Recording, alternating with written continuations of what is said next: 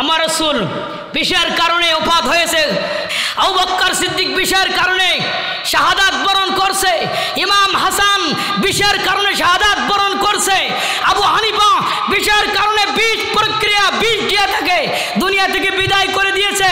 আল্লামা সাঈদীকে ওই একই 20 দিয়ে শাহাদাত বরণ করেছে। আল্লামা সাঈদী সবসময় বলতো, আল্লাহ আমার মরণটা শাহাদাতের মরণ দিও, আমার জীবনের একটাই চাওয়া একটাই পাওনা, আল্লাহ আমার মরণ যেন শাহাদাতের মরণ হয়। আল্লাহ কবুল করছে। ওফাতের মাত্র 9 দিন আগে 8 দিন আগে দিনে নবী উহুদের ময়দানে 70 জন সাহাবীর কবর আছে। 70 জন সাহাবীর কবর জিয়ারত করে বাড়িতে আসতে আসতে দিনে নবীর জ্বর।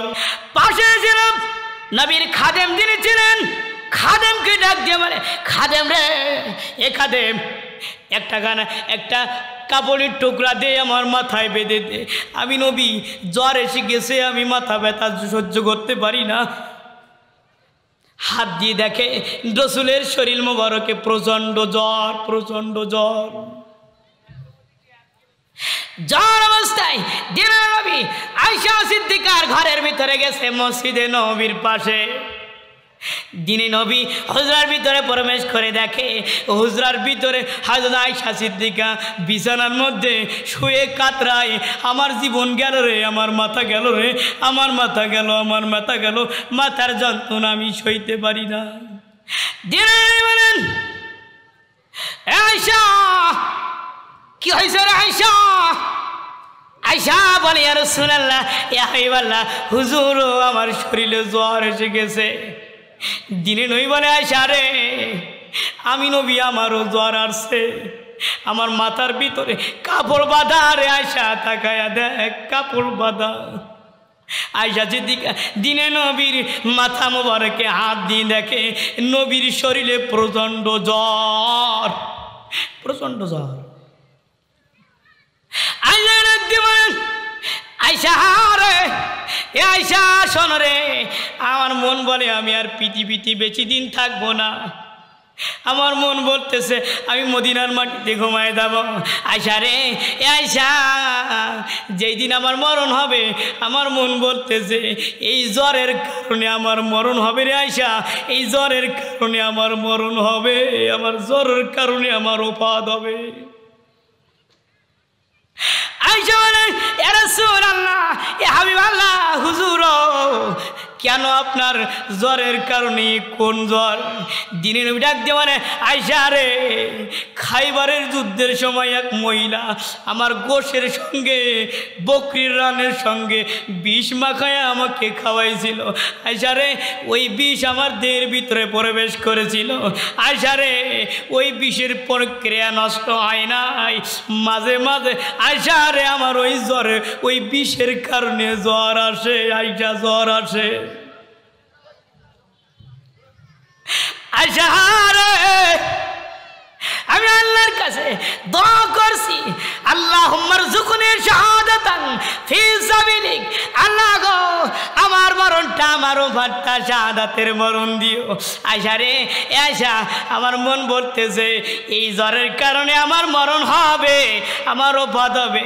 আয়েশা রে, আমার মরণটা, আমার ওফাতটা শাহাদাতের মরণ হবে রে আয়েশা। সুবহানাল্লাহ। আয়েশা দিকে বলেন, যেই দিনে নবী দুনিয়া থেকে বিদায় হয়ে যায়, ওই দিনে নবীর এমন প্রচন্ড জ্বর আসছিল, যেই জ্বরে নবী আমার বেহুশ হয়ে যায়, আবার হুশ ফিরে আসে, আবার বেহুশ হয়ে যায়। ওইভাবে শাহাদাত বরণ করেছিল।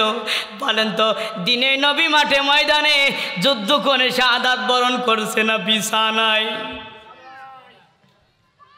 আবু বকর আল্লাহর কাছে দোয়া করছেন, আল্লাহ গো আমার হাবিব নবী যেভাবে দোয়া করতো, আল্লাহ গো ওই দোয়াটা আমার জন্য কবুল করে নাও। আল্লাহুম্মা রযুকনি শাহাদাতান ফি সাবিলিক, আল্লাহ গো আমি আবু বকর আমার মরণটাও শাহাদাতের মরণ দিও। আবু বকর যখন বয়স হয়ে গেল, রাসূলের চলে যাওয়ার 2 বছর 8 মাস খেলাফতের দায়িত্ব পালন করে হযরত আবু বকর বৃদ্ধ হয়ে গেছে, অসুস্থ হয়ে গেছে। 3 টুকরা কাপড় লইয়া হযরত আবু বকর আয়েশা সিদ্দিকা মেয়ের কাছে হাজির হয়েছে। আয়েশা রে, আমি আবু বকর, আমার মন বলতেছে আমি দুনিয়া থেকে বিদায় হয়ে যাব। আয়েশা রে, এই 3 টুকরা কাপড় তোমার কাছে দিলাম রে আয়েশা, আমি মারা গেলে আমার কাপড় দাপন করিও 3 টুকরা কাপড়। আয়েশা সিদ্দিকা কাপড়টা বাইর করে দেখে 2 টুকরা পুরাতন কাপড়, 1 টুকরা নতুন কাপড়। হযরত আবু বকর কন্যা আয়েশা সিদ্দিকার কাছে দিয়ে বলে, আয়েশার কাছে বলে, আয়েশা রে, আমি মারা গেলে এই পুরাতন কাপড় দিয়ে আমাকে দাপন কাপন করিও। আয়েশা বলেন, আব্বা, আমি তো এমন না যে আপনার 3 টুকরা কাপড় দিয়া আপনাকে কবরস্থ করতে পারবো না নতুন। আব্বা গো, কেন গো পুরাতন কাপড় দিয়ে আপনাকে কবরস্থ করতে হবে? আমার কার মারে এ মা, দিনে নবী চলে গেছে, 2 বছর 8 মাস আমি খলিফা খেলাফতের দায়িত্ব পালন করেছি। মারে, আমার কত প্রজা, আমার কত প্রজা পুরাতন কাপড় পরিত হইয়া কবরের ভিতরে গেছে, নতুন কাপড় জটে নাই। মারে, আমি খলিফা, মারা গেলে যদি আমার নতুন কাপড় নিয়ে কবরস্থ করা হয়, কিয়ামতের ময়দানে যদি আল্লাহ বলে, আবু বকর রে, তোর দেশের মানুষেরা পুরাতন কাপড় পরিধান করে কবরস্থ হয়েছে, তুমি নতুন কাপড় পরিধান করিয়া মাটিতে ঘুমাইলা কেন? বুঝুক্ত জবাব দাও। আবু বকর বলেন, আয়েশা, কিয়ামতের ময়দানে আমি আল্লাহ তাআলার দরবারে জবাবদিহি করতে পারবো না। সুবহানাল্লাহ। আর আমাদের দেশের নেতা, এদেশের গরিব দুঃখীর লক্ষ লক্ষ কোটি কোটি টাকা বিদেশে পাচার করেছে, শেষ পর্যন্ত পালায়া চলে গেছে, ঠিক কিনা বলে? মানুষ এক মোটা ভাত ভালোভাবে পায় না। যে দেশের মানুষ শীতের সময় কম দামের একটা কম্বল গায়ে দিয়ে ঘুমাইতে পারে না, সেই দেশে প্রেসিডেন্ট লক্ষ লক্ষ কোটি কোটি টাকা খরচ করে বাবার ভাস্কর্য রাস্তার মরামত তৈরি করে বাংলাদেশের জনগণের হক নষ্ট করেছেন, ঠিক কিনা বলে? জালেম সরকার যারা জালেম হয় তাদের তো পতন হবেই, হবে না?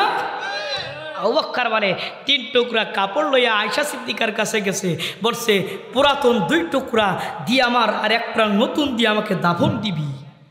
কেউ যেন বলতে না পারে যে 2 বছর খলিফা ছিল, টাকা মাইরা খাইছে।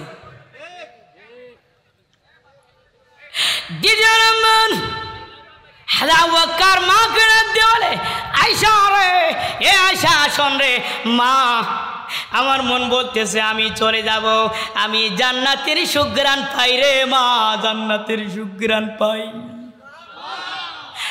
মা, আমি মারা যাব রে মা, মারে আমার প্রচন্ড গায়ে জ্বর। মা আয়েশা বলে, আব্বা জান আপনার গায়ে জ্বর, কয় জ্বর? কত মিল দেখেন, রসুলের প্রধান খলিফা, সবচেয়ে প্রিয় মানুষ, সবচেয়ে বড় বন্ধু আবু বকর সিদ্দিক, কত মিল দেখেন। আবু বকর বলে, মারে আমারও জ্বর আসছে। আয়েশা বলেন, আব্বা জান আপনার এই জ্বর কিসের জ্বর? হযরত আবু বকর বলেন, মারে এই মা, যেই দিনে নবীকে মক্কা থেকে মদিনায় হিজরত করাইছিলাম, যেই দিন হিজরত করার জন্য ওই যে পাহাড়ের গুহায় অবস্থান করেছিলাম, বিষাক্ত সাপে দংশন করেছিল, ওই সাপের বিষের প্রক্রিয়া নষ্ট হয় নাই রে মা, নষ্ট হয় নাই। ওই বিষের প্রক্রিয়ায় আমার মাঝে মাঝে জ্বর আসে রে মা। আমার মন বলে রে মা, আমি যেদিন মারা যাব ওই দিনই জ্বরের কারণে মারা যাব, আমার মরণটাই জ্বরের কারণে হবে, শাহাদাতের মরণ হবে, শাহাদাতের মরণ। আচ্ছা বলেন তো, যারা শাহাদাত বরণ করে তারা কি মরে? এ মরে? ولا تقولوا لمن يقتل في سبيل الله أموات بل أحياء ولكن لا تشعرون। যারা শহীদ হবে ওদের মৃত বলো না, ওরা জীবিত, তোমরা বোঝো না। সুবহানাল্লাহ। ঠিক যেদিন হযরত মক্কার সিদ্দিক মারা যায়, ওই দিন ওই জ্বরের কারণে ওই বিষের পরীক্ষা মক্কা দুনিয়া থেকে বিদায় হয়ে গেছে। আবু বকর বলে হযরত ওমর রাদিয়াল্লাহু তাআলা আল্লাহর কাছে দোয়া করে, আল্লাহ গো মরতে তো একদিন হবে, শাহাদাতের মরণ চাই, শাহাদাতের মরণ চাই। আল্লাহুম্মা রযুকনি শাহাদাতান ফি সাবিলিক। সুবহানাল্লাহ। ফজরের নামাজ পড়ছে, কোন নামাজ? ফজরের নামাজ পড়ছে। এমন সময় পেছন দিক থেকে জালেমের বাচ্চা জালেম হযরত ওমরের এই পেটে এত জোরে খঞ্জর দিয়ে আঘাত করছে, নাড়ি বুড়িগুলো সব বেড়ে গেছে। নবীর সাহাবী হযরত ওমরের নাড়ি বুড়ি বেড়ে গেছে, 3 দিন ছিল জীবিত। 3 দিন পরে হযরত ওমর রাদিয়াল্লাহু তাআলা শাহাদাতের দরজা দিয়ে জান্নাতে চলে গেলে। আবু বকর মারা গেছে, শাহাদাত বরণ করছে। নবী মারা গেছে, মানে উপাধি চলে গেছে, শহীদি ওফাত হয়েছে। হযরত আলী চলে গেছে, শাহাদাত বরণ করেছে। হযরত উসমান চলে গেছে, শাহাদাতের মরণ হয়েছে। ইমাম হাসান কি বিষ পান করাইছে? কি পান করাইছে? ইমাম হাসানকে বিষ পান করাইছে। ইমাম হাসান শাহাদাত বরণ করছে। বলেন তো কার জন্য? আওয়াজ করে কোন, কার জন্য? আল্লাহর জন্য। আল্লাহর জন্য, আল্লাহকে পাওয়ার জন্য, নবীকে পাওয়ার জন্য ইমাম হাসানকে বিষ পান করাইছে। ইমাম হাসান শাহাদাত বরণ করছে। সুবহানাল্লাহ। নবী নবী করে আর কত কাল আমি কাঁদব, নবী নবী করে আর কত কাল আমি কাঁদব। আপন নয়নে কবে জানি, আপন নয়নে কবে জানি নবীজিকে আমি দেখব। ও নবী নবী করে আর কত কাল আমি কাঁদব, নবী নবী করে আর কত কাল আমি কাঁদব। নবী চাই কি চাই না? হাত তোলে বলুন তো, চাই কি চাই না? আর ভাইরা, ইমাম হাসান শহীদ হয়ে গেলেন কিসের কারণে? কথা কয় না, কিসের কারণে? বিষ পান করাইছে। কি পান করাইছে? নবী বিষের কারণে ওফাতে চলে গেছে। আবু বকর বিষের কারণে ওফাতে চলে গেছে। নবীর কলিজার টুকরা ইমাম হাসান শহীদ হয়ে গেছে, বিষ পান করাইছে জালেমেরা। আমার ভাইরা, কারবালার ময়দানে দিনে নবীর কলিজার টুকরা ইমাম হুসাইনকে শাহাদাত বরণ করাইছে, করাই নাই? তাদের দোয়া ছিল, আল্লাহ গো মরণ তো হবে, সাধারণ মরণ দিও না, মরণ দাও, শাহাদাতের মরণ দাও। আল্লাহ গো তুমি তো করাই করতে চাইছো, 2টা জিনিস করাই করে নাও, আমরা বিক্রয় করে দিলাম। চার মাযহাবের এক মাযহাব, সাইয়্যিদুল মাযহাব নোমান বিন সাবিত ইমাম আবু হানিফা রাহমাতুল্লাহ আলাইহি। আমাদের মাযহাব না? মাযহাব ইমাম আবু হানিফাকে জেলখানার মধ্যে জালেমেরা আটকায় রাখছিল, রাখে নাই? রাখিয়া ইমাম আবু হানিফাকে বিষ পান করাইছে। কি পান করাইছে? বিষ পান করায়া বিষের কারণে শাহাদাত বরণ করাইছে জালেমেরা। টাকা দেখেন বিংশ শতাব্দীতে বর্তমান সময়ের তামাম পৃথিবীর হৃদয়ের স্পন্দন আমাদের কলিজার টুকরা বাংলাদেশের মুফাসসির আল্লামা সাঈদী জানা সুস্থ অবস্থায় কারাগারের ভিতরে ছিল, সুস্থ অবস্থায় কারাগার থেকে বাইর করে লইয়া হাসপাতালে লইয়া বিষের ইনজেকশন মারিয়া আল্লামা সাঈদীকে শাহাদাত বরণ করাইছে। ঠিক কিনা? আল্লাহ রাব্বুল আলামিন দুইটা জিনিস নিতে চায়, কিনতে চায়, ক্রয় করতে চায়। এক নাম্বার হলো জীবন, আরেকটা হলো মাল।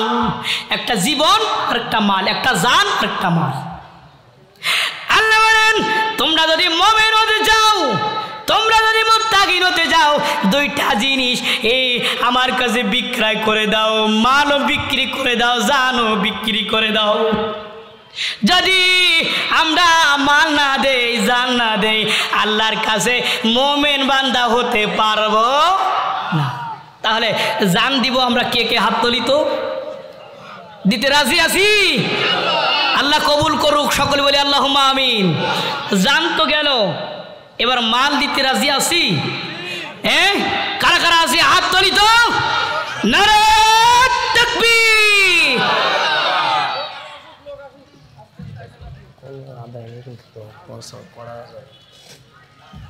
তাহলে জানও দিতে হবে, মালও দিতে হবে। আর ভাইরাম দিলের কান দিয়ে শোনেন, শাহাদাতের জন্য পাগল পারা হতে হবে। দিনে নই বলেন যার অন্তরের ভিতরে শাহাদাতের তামান্না নাই, যে ব্যক্তি যার অন্তরের ভিতরে জিহাদের তামান্না নাই, ওই ব্যক্তি যখন মারা যাবে হয় মুশরিক না হয় মুনাফিক মারা যাবে, হয় মুনাফিকি হয়ে মারা যাবে, না হয় মুশরিক হয়ে মারা যাবে। এই অন্তরের ভিতরে জিহাদের তামান্না থাকতে হবে, এই অন্তরের ভিতরে মরণের শহীদি মরণের তামান্না আমাদের থাকতে হবে। যদি না থাকে তাহলে কি হয়ে মারা যাব?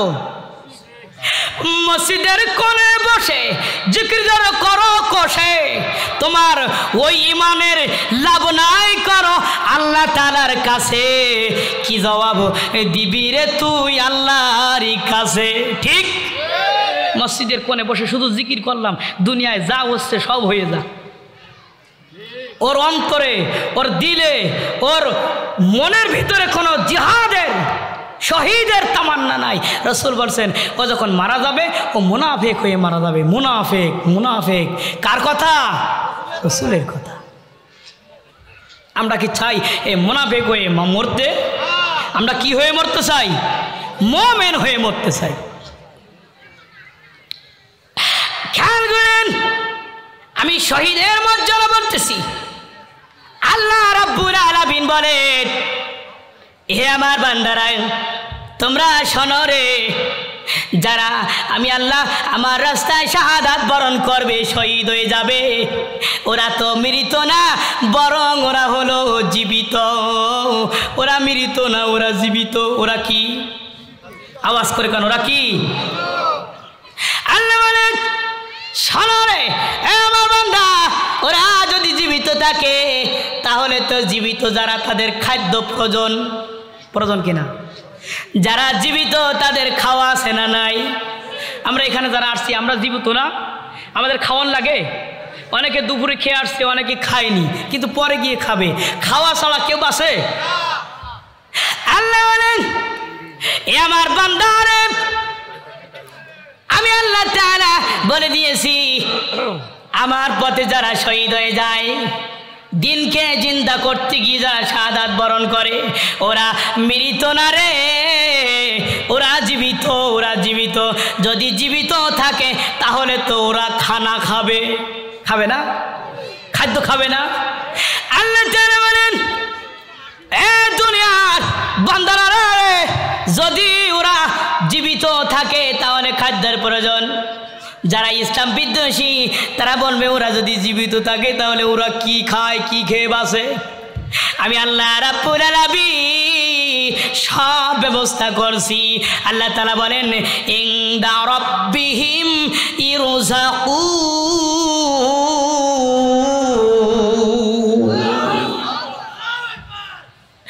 আল্লাহ বলেন এ বান্দা রে, আমার পথে যারা শহীদ হয়ে যাবে, আমার পথে যারা শাহাদাত বরণ করবে, গুলি খাবে, জালিমের বন্দুকের সামনে যখন শাহাদাত বরণ করবে, ওরা তো মৃত না, ওরা তো জীবিত। আমি আল্লাহ রাব্বুল আলামিন ওদের খাদ্য রেখেছি ইনদা রাব্বিহিম ইরযাকুন।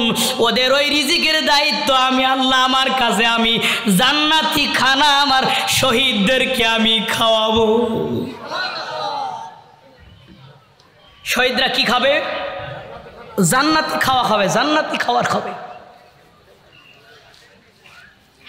জান্নাতে যাওয়ার জন্য সাহাবীরা পাগল, পাগল না? সাহাবীরা পাগল, শহীদ হওয়ার জন্য সাহাবীরা পাগল। যুদ্ধের সময় আল্লাহ রাসূল ডাক দিয়ে বলে, এ আমার হারেস, এ আমার পালক পুত্র কই রে, আমার পালক পুত্র কই? ইয়ার মুখের যুদ্ধে আমার পালক পুত্র যায়েদ হবে সেনাপতি। সুবহানাল্লাহ। দ্বিতীয় নম্বর, যে সেনাপতির দায়িত্ব পালন করবে, আমার জাফর কই, আমার জাফর কই? আমার জাফর হাত তোলো। জাফর হাত তুলছে। আল্লাহ রাসূল বলেন, জাফর রে, তুমি তুমি যুদ্ধের ময়দানে তুমিও দ্বিতীয় সেনাপতি। সুবহানাল্লাহ। তৃতীয় নাম্বার, দিনে নবী ডাক দিয়ে বলে, আমার আব্দুল্লাহ বিন রাওয়া কই, আমার সাহাবী কই রে, আয় রে আয়, তুমি তৃতীয় নম্বর সেনাপতি যুদ্ধের ময়দানে। আমি নবী তিনজনের নাম ঘোষণা করলাম। তিনজন সেনাপতি বুঝে ফেলেছে আমরা দুনিয়ায় থাকবো না, আমরা এই এই এই যুদ্ধের ময়দানে আমরা শাহাদাত বরণ করব। যদি না করতাম তাহলে দিনে নবী তিনজনের নাম ঘোষণা করতেন না। সুবহানাল্লাহ। তিনজনের নাম ঘোষণা করতেন না। দিনে নবী বললেন, এ আমার জায়েদ রে, এ জাফর রে, আব্দুল্লাহ বিন রাওয়া রে, যারে যা বাড়িতে বিদায় নিয়ে যুদ্ধর ময়দানে গেলে বিদায় নিতে হয়। যদি তোমরা যদি আর না ফেরো যাও, বিদায় নিয়ে আসো। আমার ভাইরা, এমন সময় দুইজন জাফর এবং আব্দুল্লাহ বিন রাওয়া দৌড় মারছে বিদায় নেওয়ার জন্য। এমন সময় পালক পুত্র জায়েদ রাদিয়াল্লাহু তাআলা নবীর সামনে দাঁড়ায় দাঁড়ায় ডুকরে ডুকরে কান্দে, ডুকরে ডুকরে কান্দে। জায়েদ রে, এ জায়েদ তুমি কাঁদো কেন রে, তুমি কাঁদো কেন? জায়েদ বলে, ইয়া রাসূলুল্লাহ, এ হাবিবাল্লাহ, আমার মা নাই, আমার বাবা নাই, আমার কেউ নাই।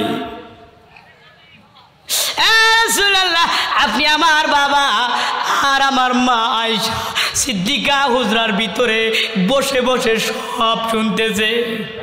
রাসূলুল্লাহ, হাবিবাল্লাহ, হুজুরও আমি কার কাছ থেকে বিদায় নিব? বিদায় নেওয়ার মতো আমার কেউ নাই আপনি ছাড়া ইয়া রাসূলুল্লাহ। জাফর চলে গেছে বাড়িতে।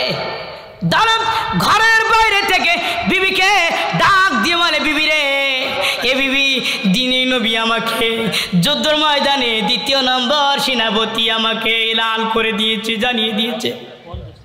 বিবি রে, এ বিবি, বিদায় দে রে বিবি, আমি জিহাদের ময়দানে চললাম, আমার নবী আমারে ডাকতেছে, আমার নবী আমারে ডাকতেছে। বিবি ডাক দিয়ে বলে, ও জাফর, আপনি জিহাদের ময়দানে চলে যাচ্ছেন, যদি আপনি শাহাদাত বরণ করেন তাহলে আপনার ছোট্ট ছোট্ট দুইটা মাসুম বাচ্চা এদের উপায় কি হবে? সুবহানাল্লাহ। জাফর ডাক দিয়ে বলে, বিবি রে, এ বিবি, আমার দুইটা ছোট্ট ছোট্ট মাসুম বাচ্চা, আমি বলে গেলাম আমি যেই পথে আছি আমার ছোট্ট ছোট্ট মাসুম বাচ্চাকেও ওই পথে তুমি দান করে দিও। বিবি রে, এ বিবি, বিদায় দে রে বিবি, দিনের নবী আমারে ডাকতেছে, আমি যুদ্ধর ময়দানে যুদ্ধ করতে যাব, যুদ্ধর ময়দানে যুদ্ধ করতে যাব। বিবি রে, এ বিবি, আমি যুদ্ধর ময়দানে গিয়ে যদি আমি শাহাদাত বরণ করি, বিবি রে তুমি আমাকে মাফ করে দিও, দেখা হবে জান্নাতের সিঁড়িতে। তামান্ন না থাকতে হয়। আর ওইরা হাদিস শরীফে আছে, হযরত জাফর রাদিয়াল্লাহু তাআলা স্ত্রীর কাছ থেকে বিদায় লয়া দৌড় মারছে, পেছনে ছোট্ট ছোট্ট মাসুম বাচ্চাগুলো আব্বা আব্বা বলে ডাকে, কিন্তু জাফর পিছনে তাকায় না।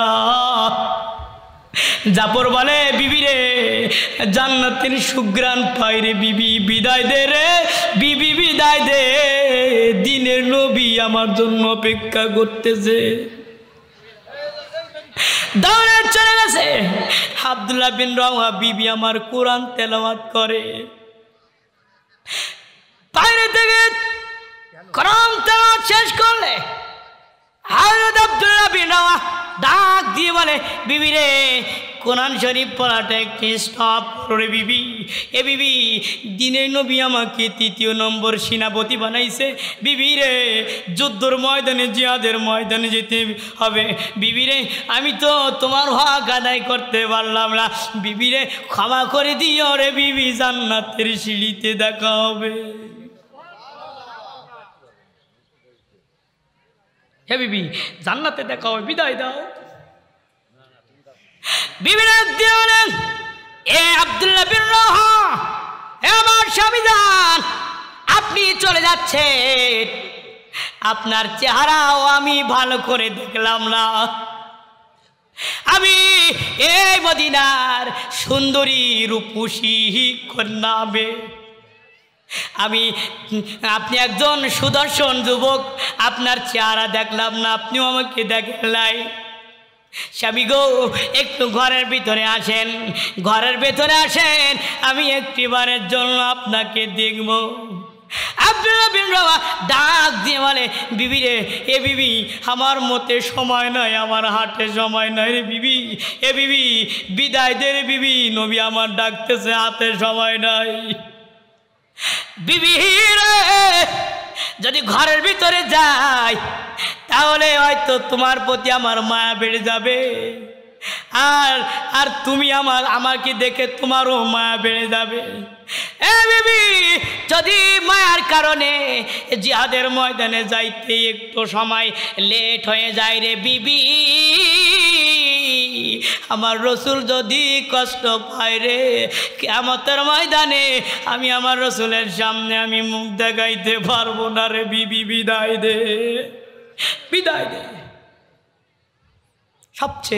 সবচেয়ে দামি জিনিস, সবচেয়ে দামি জিনিস জান আল্লাহর জন্য কুরবান করা, সবচেয়ে দামি জিনিস, তা সহজ ব্যাপার নয়।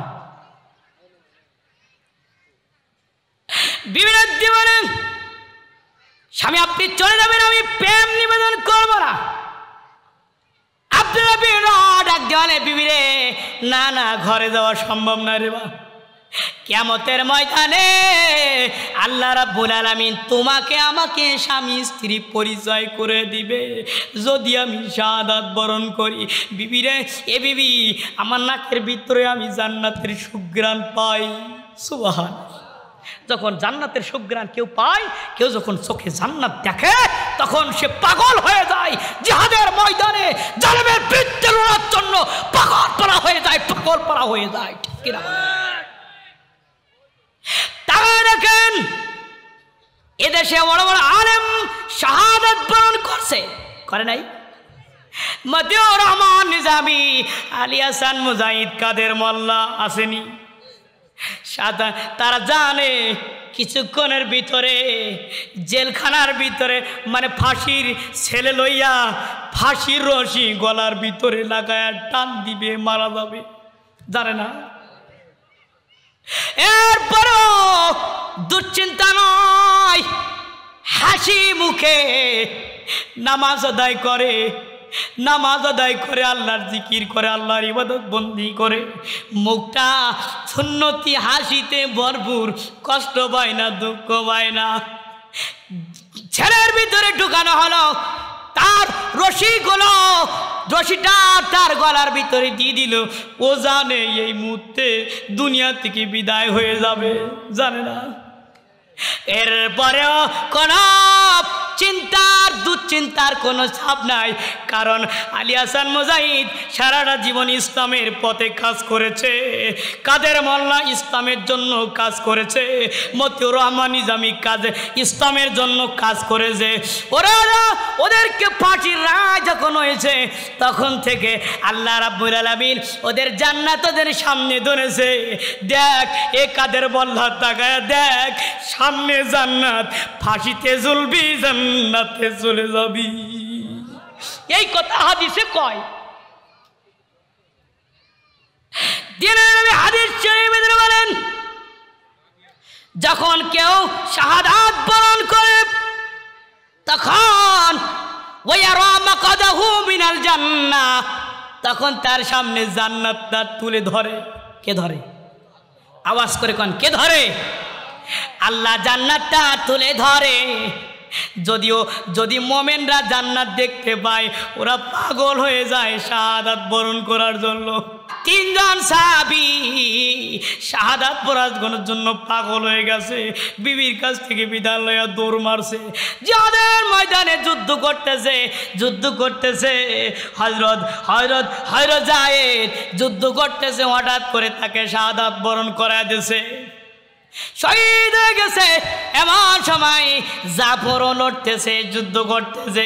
এমন সময় কাফেরেরা হযরত জাফরের তরবারি দিয়ে ডান হাতে এত জোরে কোপ মারছে, ডান হাতটা চামড়ার সাথে ঝুলতেছে, কেট ঝুলতেছে, হাত ঝুলতেছে। বর্ণনাকারী বলেন, আমি দেখি জাফরের হাত নাই, কালেমার পতাকা ডান হাতে ছিল জাফরে, ডান হাত থেকে হযরত জাফর কালেমার পতাকা বাম হাতে লইলেন, ডান হাতে আর শক্তি নাই। হঠাৎ করে জালেমের বাচ্চা বাম হাতে কপ মেরে আঘাত করে বাম হাত ভেঙে দিয়েছে, কেটে দিয়েছে। দুই হাত নাই জাফরের, কালেমার পতাকা জাফর জমিনে পড়তে দেয় নাই। জাফর ওই কালেমার পাতাটা গালের সঙ্গে দাঁত দিয়ে কামড়ে উঁচু করে ধরে রাখছে। শাহাদাত বরণ করছে, শহীদ হয়ে গেছে। যখন প্রাণ পাখি চলে যায়, যখন দুনিয়া থেকে বিদায় হয়ে যায়, শহীদ হয়ে যায়, ওই সময় পাশের সাহাবীকে ডাকতে পারে, ও নবীর সাহাবী শোনো, আমি জাফর বলছি, শোনো, তুমি দিনের নবীর কাছে জানা দিও আপনার জাফর ডান হাত নাই, বাম হাত নাই, তাই কি হয়েছে? ইসলামের পতাকা, কালেমার পতাকা জমিনে পড়ছে যেই নাই, গাল দিয়া রে আপনার জাফর কালেমার পতাকা গাল দিয়ে উঁচু করে ধরে রেখেছে।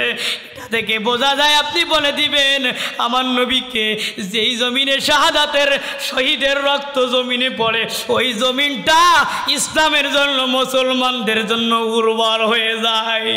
যেই জমিনে ছাত্রদের রক্ত জমিনে পড়ে, আলেমদের রক্ত পড়ে, ওই জমিন থেকে জালেম পালাতে বাধ্য হয়। যেই জিনিস আল্লাহ পছন্দ করে, যেই জিনিস রাসূল পছন্দ করে, ওই জিনিস কি মোমেনরা পছন্দ করে না? তাহলে আমরা কি পছন্দ করব না? অবশ্যই। আমি পবিত্র কোরআনুল কারীমের সূরা বাকারার 154 নম্বর আয়াতে কারিমা তেলাওয়াত করেছি। এর উপর ভিত্তি করে কথা বলবো। আর ভাইরা, আল্লাহ রাব্বুল আলামিন পৃথিবীতে যত বান্দা পৃথিবীতে পাঠাইছে, যত নবী রাসূল পাঠাইছে, সবাইকে তো আল্লাহ তাআলার ইবাদত বন্দিগি দাসত্ব করার জন্য পাঠাইছে, তাই না? পৃথিবীতে খেলা করবে, ব্যবসা বাণিজ্য করবে, সংসার ধর্ম করবে, এই জন্য কিন্তু আল্লাহ তাআলা পাঠায় নাই। আল্লাহ তাআলা ইবাদতের জন্যই বান্দাকে পাঠাইছে। মারহাবা কোন। তো আল্লাহ রাব্বুল আলামিন দুইটা জিনিসকে সবচেয়ে বেশি ভালোবাসে, একটা হলো জান, আরেকটা হলো মাল। একটা কি? জান, আরেকটা মাল। একটু আওয়াজ দিবেন। একটা হলো জান, আরেকটা কি? মাল। এই দুইটা জিনিস কে পছন্দ করে? আল্লাহ। সুবহানাল্লাহ বলেন। এজন্য আল্লাহ তাআলা বলেছে যে আমি হলাম ক্রেতা। আমি কি? ক্রেতা। আল্লাহ কি? ক্রেতা। আর বিক্রেতা হলো মোমেনগণ। বিক্রেতা কারা? মোমেনগণ। আল্লাহ যেই জিনিস করাই করবে ওই জিনিস কি আসলে সস্তা না দামি? কথা কয় না, সস্তা না দামি? দামি জিনিস। আল্লাহ যে কোনো জিনিস করাই করে না, সবচেয়ে দামি জিনিস আল্লাহ করাই করে। সুবহানাল্লাহ। এজন্য আল্লাহ তাআলা পবিত্র কোরআনুল কারীমের ভিতরে বলছেন, ইন্নাল্লাহা আশতারা মিনাল মুমিনিনা আনফুসাহুম ওয়া আমওয়ালাহুম বিআন্না লাহুমুল জান্নাহ।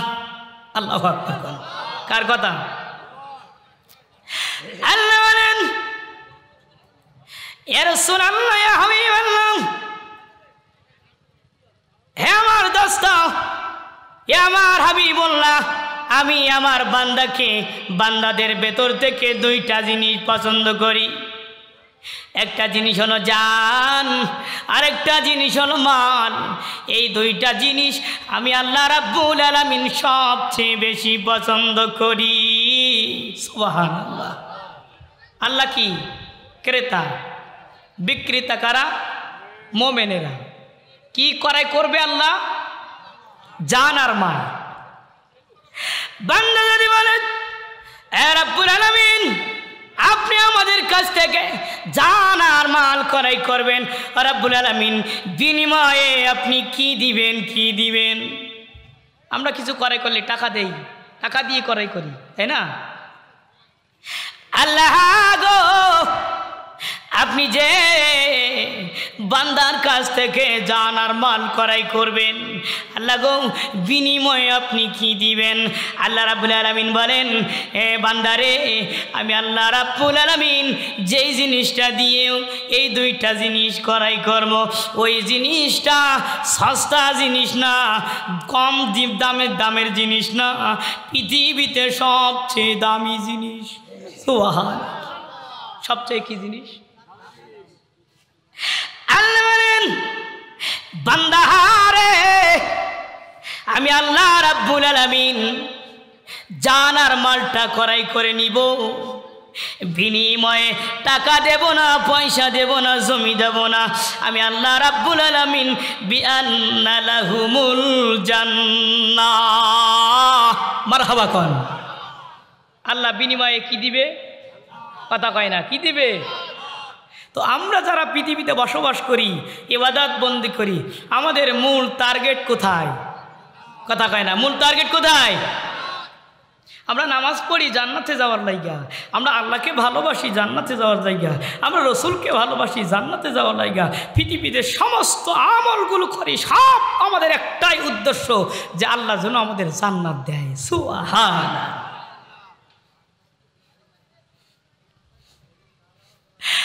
আর ভাইরা, আল্লাহ রাব্বুল আলামিন বলেন, মুমিন বান্দারা রে, শোনো রে, তোমাদের কাছ থেকে আমি আল্লাহ রাব্বুল আলামিন দুইটা জিনিস নিব, জান আর মাল। আমি আল্লাহ রাব্বুল আলামিন আমার কাছে অত্যন্ত প্রিয়। দিনে নয় বলেন, যেই জিনিস আল্লাহর কাছে প্রিয় ওই জিনিসটা আমি নবী আমার কাছেও প্রিয়। শুধু নবী না, সাহাবীরাও বলছেন, মোমেন বান্দাবান্দিরাও বলছে যে আল্লাহ যেই জিনিস তুমি পছন্দ করো, যেই জিনিস তোমার রসুল পছন্দ করে, ওই জিনিস আমরা মোমেন আমরাও পছন্দ করি। সুবহানাল্লাহ। আর হাদিস শরীফে আছে, আল্লাহ রাব্বুল আলামিন সবচেয়ে দামি জিনিস আল্লাহর কাছে হলো জান। জান জান। কত মানুষের মৃত্যু হয় রোড অ্যাক্সিডেন্টে, হয় না? রোড অ্যাক্সিডেন্ট করে মানুষ মারা যায়। কত মানুষ বিদ্যুতে মারা যায়, কত মানুষ কলেরা বসন্তে মারা যায়, কত মানুষ ডায়রিয়ায় মারা যায়, কত মানুষ সাপের বিষের আঘাতে মারা যায়, যায় না? মৃত্যু তো একদিন হবে। কুল্লু নাফসিন যায়কাতুল মাউত, প্রত্যেক প্রাণীকে মৃত্যুবরণ করাই লাগবে, কেউ বাঁচতে পারবে? যদি এদেশ থেকে পালাইয়া দিল্লি যাই, পালাতে পারবো? বাঁচতে পারবো? আর হয় না। আল্লাহ রাসূল বলেন আল্লাহর কাছে সবচেয়ে দামি জিনিস হলো জান আর মাল। কেউ যদি জান আর মালটা আল্লাহর কাছে বিক্রয় করে দেয়, বিক্রয় করে দেয়, আল্লাহ তাআলা বলে, শোনরে, তোমরা জান আর মাল আমি আল্লাহ আমাকে দিয়ে দিয়েছো। আমি আল্লাহ রাব্বুল আলামিন তোমাদের সন্তুষ্ট করব। পৃথিবীর ইহকালীন পরকালীন সবচেয়ে দামি জিনিস জান্নাত দিয়া। সুবহানাল্লাহ। তাহলে আমরা কি চাই না যে আমাদের জান আর মালটা আল্লাহ রাস্তায় বিক্রি করে দিতে? কি চাই না? কারা কারা চাই? হাত তুলি তো। নারায়ে তাকবীর। আলো কোরআনের আলো, আল কোরআনের আলো, ইসলামের শত্রুরা হুঁশিয়ার সাবধান। আর ভাইরা, এই জানটা, এই মালটা আল্লাহ রাস্তায় দিতে হবে। এটা সবচেয়ে প্রিয়, আল্লাহর কাছে সবচেয়ে পছন্দের ইবাদত হলো জান আর মাল। কিন্তু মালটা, জানটা দিতে গেলে তো কোরআনের পরিভাষায়, হাদিসের পরিভাষায়, কোরআনের আলোকে, হাদিসের আলোকে দিতে হবে, নাকি? অনেকেই মারা যায় নামের আগে শহীদ, কিন্তু বেটা মুসলমান না। বেটা কি? মুসলমান না, মোশরেকের বাচ্চা। করেন তো, মোশরেকের বাচ্চা কি শহীদ হয়?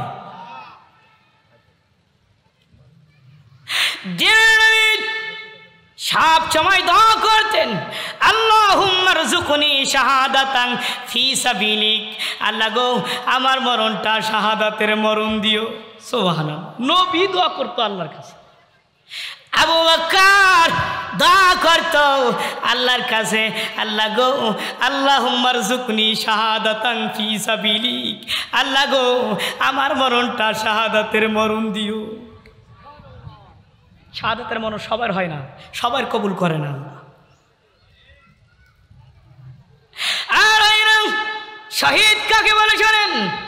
যারা জমিনে দিন প্রতিষ্ঠা করার জন্য, কোরআনের বিধান চালু করার জন্য, এ জমিনে আল্লাহর দিন কায়েম করার জন্য যারা শহীদ হয়ে যায়, তারাই হলো প্রকৃতপক্ষে আল্লাহর কাছে শহীদ। সুবহানাল্লাহ। শহীদেরা ইসলাম প্রতিষ্ঠা করার জন্য ওরা গুলি খায়, ওরা ফাঁসির কাস্টে ঝোলে, ওরা তলোয়ারের আঘাতপ্রাপ্ত হয়, ওরা জালেম সরকারের বন্দুকের নলের সামনে থাকে না। শহীদ দিনের নাই বলেন, কাল কিয়ামতের ময়দানে কঠিন মুসিবতের সময় এই শহীদেরা উঠবে, এই সাধারণ মানুষেরা উঠবে, সমস্ত নবী রাসূলেরা কিয়ামতের ময়দানে উঠবে। একটা মানুষও পলায়ন করতে পারবে না। পারবে? দিনের নাই বলেন, কিয়ামতের ময়দানে কঠিন মুসিবতের দিনে সমস্ত বান্দারা উঠবে। কিছু কিছু বান্দার হাত নাই, পা নাই, অনেকের মাথা নাই, অনেকের দেহের অঙ্গ প্রত্যঙ্গগুলো ফাটা, ছেঁড়া, কাটা, গুলের আঘাতে ছিদ্র হয়ে গেছে। হে রক্তাক্ত অবস্থায় কিয়ামতের ময়দানে উঠবে। আল্লাহ রাব্বুল আলামিন ডাক দিয়ে বলবে, তুমি কে গো? তোমার হাত নাই, তোমার পা নাই, তোমার দেহ অঙ্গ প্রত্যঙ্গগুলো ছেঁড়া, ফাটা, আঘাতপ্রাপ্ত ও রক্তাক্ত। হাদিস শরীফের ভিতরে আসছে, যারা শহীদ হবে কিয়ামতের ময়দানে তাদের দেহ দিয়ে তাজা রক্ত বের হবে। কি রক্ত বের হবে? তাজা রক্ত। দিনের নবী বলেন, শুধু তাজা রক্ত না, ওই রক্ত দিয়ে মেশকের ঘ্রাণ প্রবাহিত হতে থাকবে, মেশকের ঘ্রাণ বের হবে। পৃথিবীতে কেউ মারা গেলে কারো রক্ত বাইর হইলে মানে এরকম রক্তই সুগন্ধি আসবে না, মেশকের সুগন্ধি আসবে না। শুধুমাত্র যারা ইসলামের পথে দ্বীনের পথে শহীদ হয়ে যাবে, যাদের জানটা আল্লাহর কাছে বিক্রি করবে, শুধু তাদের দেহ থেকে মেশকের ঘ্রাণ বের হবে। সুবহান।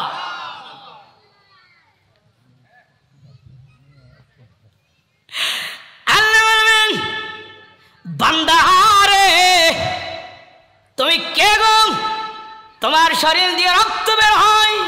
আল্লাহ দেখে না? আল্লাহ এইটা জানে না? আল্লাহ বলবে, বান্দা রে তোমার হাত নাই রে, আঙুল নাই রে, বুক ছিদ্র, হাট ছিদ্র। বান্দা রে তোমার পা নাই, তোমার শরীর দিয়ে রক্ত বের হয়। তুমি কে গো, আমি আল্লাহ জানতে যাই। শহীদ বলবে, আল্লাহ গো আমি হলাম শহীদ। ওই শহীদ আপনার দিনকে প্রতিষ্ঠা করার জন্য, আপনার হাবিব নবীর রিসালাত কায়েম করার জন্য, আপনার রসুলের দিনকে, আপনার রসুলের সুন্নাতকে প্রতিষ্ঠা করার জন্য জালিমের সামনে বুক পেতে দিয়েছিলাম। আর জালেমের আঘাতে আমরা শাহাদাত বরণ করেছি, আমরা শহীদ। পৃথিবীর কেউ বলতে পারবে না, শুধু শাহাদাত যারা বরণ করবে শহীদ, তারাই বলবে আল্লাহ আমরা শহীদ হয়েছি দ্বীনের জন্য, ইসলামের জন্য। বলেন যারা শহীদ হবে, শহীদ হবে তারা বিনা হিসাবে জান্নাতি। কিয়ামতের ময়দানে নবীদের কোনো হিসাব হবে না, হবে না, হবে না, হবে। শহীদের বিচার হবে না, শহীদের হিসাব হবে না, নবীদের বিচার হবে না। আর যারা যুদ্ধের ময়দান হতে গাজী গাজী, তাদের অন্তরে শহীদের চিহ্ন যাদের অন্তরে আছে, মনে বড় আশা শহীদ হয়ে যাব আল্লাহ তোমার রাস্তায়, কিন্তু শহীদ হয় নাই, গাজী হয়ে ফিরে গেছে। দিনে নই বলেন কিয়ামতের ময়দানে নবীদের কোনো হিসাব হবে না, আর শহীদ যারা তাদের হিসাব হবে না, যারা গাজী তাদের কোনো হিসাব হবে না। আল্লাহ বলবেন আমার শহীদরা কই রে, আমার নবীরা কই, আমার রাসূলেরা কই, আমার গাজীরা কই? এরা বিনা হিসাবে জান্নাতে যাবে, আজ কোনো হিসাব নাই। ওই দলে আমরা থাকতে চাই কি চাই না? এই আওয়াজ করে কোন থাকতে চাই কি চাই না? ওই দলে থাকতে গেলে আমাদের দুইটা জিনিস দিতে হবে। কয়টা? একটা কি, আরেকটা কি? ওয়াজ বাড়ি নিয়ে যেতে পারবেন তো?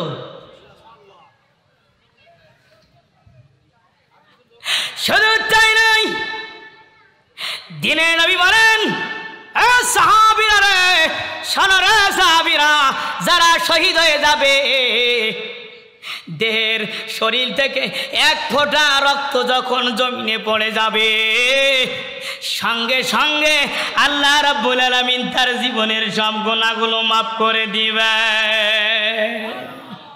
এই কথা রাসূল হাদিসের ভিতরে বলছে। দিনে বলছেন ইয়াগফিরু লাহু ফি আমওয়ালি দাফাতিন ওয়া ইয়ারা মাকাদাহু মিনান নার।